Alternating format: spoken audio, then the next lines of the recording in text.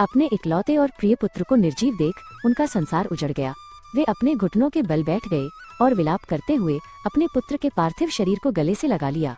उनकी करुण पुकार से पूरा जंगल कांप उठा। ऋषि ने अपने कमंडल से जल लिया और कांपते हाथों से श्राप दिया।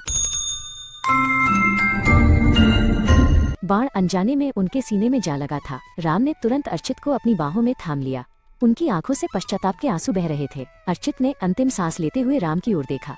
राम ने दुखी होकर कहा, हे तपस्वी, मुझे क्षमा करे, मैंने अनजाने में यह पाप कर दिया। अर्चित के प्राण पखेरु उड़ गए। तभी वहाँ अर्चित के पिता वृद्ध ऋषि शांतम पहुँचे। अपने इकलौते और प्रिय पुत्र को निर्जीव देख उनका संसार उजड़ गया। वे अपने घुटनों के बल बैठ गए और विलाप करते हुए अपने पुत्र के पार्थिव शरीर को गले से लगा लिया। उनकी करुण पुकार से पूरा जंगल कांप उठा। शोक जब क्रोध में बदला तो ऋषि शांतम ने राम की ओर देखा। उनकी आंखें लाल थीं। उन्होंने गरजते हुए कहा, हे राजकुमार, तुमने अपनी शक्ति के मद में एक निर्दोष की हत्या की है।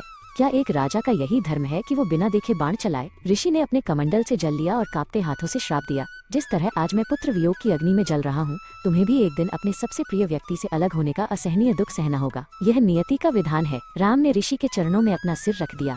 उन्होंने शांति से कहा, ऋषिवर, आपका क्रोध उचित है।